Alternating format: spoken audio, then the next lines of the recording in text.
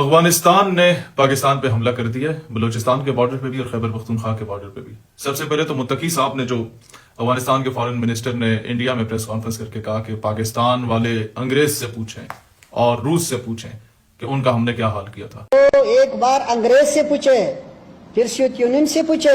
ہم نے پوچھا انگریز سے، انگریز نے کیا جواب دیا سن لیں۔ Why are we not winning in Afghanistan? One word, Pakistan. جب انگریز سے پوچھا گیا کہ آج 20 سال ہو چکے ہیں، تم افغانستان میں شکست فاش کیوں ہوئے ہو، تو اس نے جواب دیا ون ورڈ، پاکستان۔ تو پھر اینکر پرسن نے کہا then don't call America super power, then Pakistan is a super power. یہ پاکستان نے امت مسلمہ کے لیے کیا کیا اور آپ نے کیا کیا؟ مجھے ملا عمر مجاہد کی کہانیاں نہ سنائیے گا، کیونکہ ان کا نظریہ تو آپ اسی تصویر میں بیچ چکے ہیں۔ مجھے اپنے ان مجاہدین کے قصے کہانیاں نہ سنائیے گا، کیونکہ اس وقت وہ اور پاکستان کی عوام ایک پیج پہ تھے۔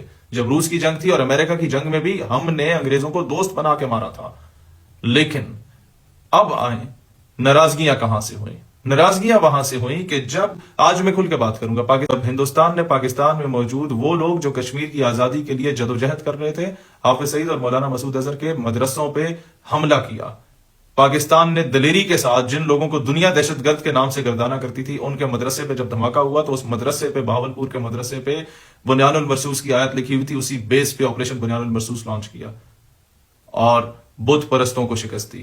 محمود غزنوی کو تم اغوانی بولو، لیکن اس کے حقیقی وارث پاکستانی ہیں، کیونکہ پاکستانی بارڈرز پہ بلیو نہیں کرتے۔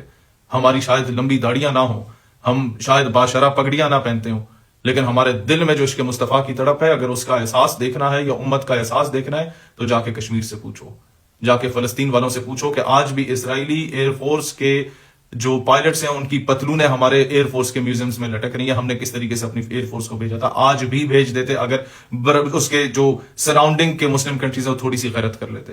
جا کے بوسنیا کے مسلمانوں سے پوچھو کہ پاکستان نے تمہیں کیا اینٹی ٹینک ویپنز دیے تھے یا نہیں دیے تھے۔ جا کے آذربائیجان کے مسلمانوں سے پوچھو کہ قراباغ کا 150 کلومیٹر اسکوائر کا ایریا جو آرمینیا کے ان لوگوں نے تم سے قبضہ کیا ہوتا ہے، جنہوں نے سلطنت عثمانیہ کو گرایا تھا، وہ علاقہ تمہیں واپس کس نے لے کے دیا؟ تو جواب آئے گا پاکستان نے۔ جا کے چچنیا کے مسلمانوں سے پوچھو کہ آخری حد تک تمہیں ڈائریکٹلی یا انڈائریکٹلی یا سفارتی محاذ پہ یا کسی بھی اعتبار سے کون سا ملک تھا جو تم مظلوم چچن مسلمانوں کو سپورٹ کرتا؟ تو جواب آئے گا پاکستان۔ جا کے دنیا کے کسی بھی کونے میں مسلمانوں سے پوچھو، حالیہ ایران اسرائیل جنگ میں جا کے ایران سے پوچھ لو کہ پاکستان نے تو کہیں اعلان نہیں کیا کہ ہم تمہیں سپورٹ کر رہے ہیں۔ تو تم لوگوں کو کس پاگل کتے نے کاٹا تھا ایران والوں کو کہ اپنی پارلیمنٹ میں کھڑے ہو کے نعرے لگا رہے ہو پاکستان تشکر تشکر؟ ہمارے اوپر IMF کی، ورلڈ بینک کی، FATF کی تلواریں لٹک رہی ہیں، تو ہم لوگ اپنے عرصوں کے اشتہار نہیں لگا سکتے، لیکن کیا جو کچھ امت مسلمہ کے لیے ہم لوگوں نے وہ خود بتاتے ہیں۔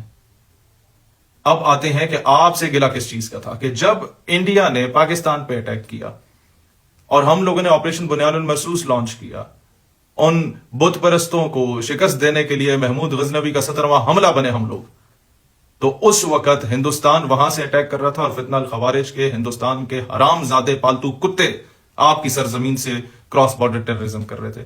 اس وقت تو انہیں حیا ہو جانا چاہیے تھا، حیا کر لینا چاہیے تھا۔ یہ تو وہی بات ہوئی کہ جیسے داعش عراق اور شام میں حملے کرے گی، لیکن وہی داعش پڑوس میں موجود اسرائیل ہے، وہاں جا کے فلسطینیوں کی داد رسی نہیں کرے گی، اسرائیل کا مقابلہ نہیں کرے گی۔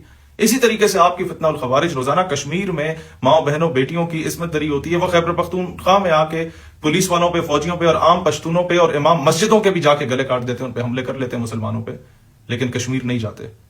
تو سوال صرف اتنا ہے کہ کیا آپ امام مہدی کی فوج ہیں یا امام مودی کی فوج ہیں؟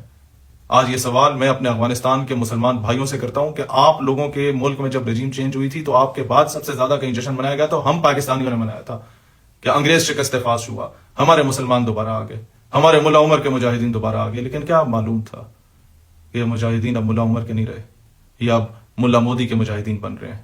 تو اپنے گریبانوں میں جھانکیے، دیکھیے کہ آپ کس کو خوش کر رہے ہیں۔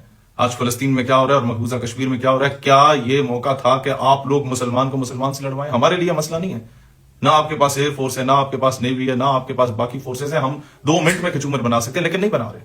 آپ کے پاس جواز یہ ہے کہ جناب آپ نے ہمارے سرحدی حدود میں گھس کے ایئر سٹرائکس کی ہیں، تو جناب ایئر سٹرائکس افغانستان پہ نہیں کی، نہ کسی افغانی پہ کی، فتنہ الخوارج پہ کی۔ آپ لوگوں کو آج بھی ہم اپنا بھائی مانتے ہیں۔ یہ اسلام کا درد ہے کہ اخوت اس کو کہتے ہیں، چبھے کانٹا جو کابل میں تو ہندوستان کا ہر پیر و جواب بےتاب ہو جائے۔ ہم تو بہار میں موجود مسلمانوں کو اپنا بھائی مانتے ہیں۔ ہمارا تو نظریہ پاکستان یہ ہے کہ یہی ایک پہچان تھی میری ہر پہچان سے پہلے بھی. پاکستان کا شہری تھا میں پاکستان سے پہلے بھی, کہ دنیا کا ہر مظلوم مسلمان کو میں پاکستانی سمجھتا ہوں. لیکن آپ لوگوں کا پوائنٹ آف ویو, ہندوستان نے آپ کے دماغ میں جو ہے نا وہ خرافات بھری ہوئی ہیں. ذرا اسے ری تھنک کریں, ذرا ماضی کو کھنگالیں.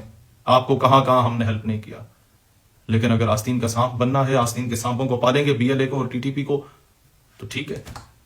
لیکن دکھ ہوگا ہمیں, دکھ اس بات کا ہوگا کہ جن گولیوں کو فلسطین کے لیے, اس کے دفاع کے لیے چلنا چاہیے تھا, جن گولیوں کو کشمیری مظلوموں کے دفاع کے لیے چلنا چاہیے تھا, وہ گولیاں اب ایک دوسرے کے لیے چل رہی ہیں.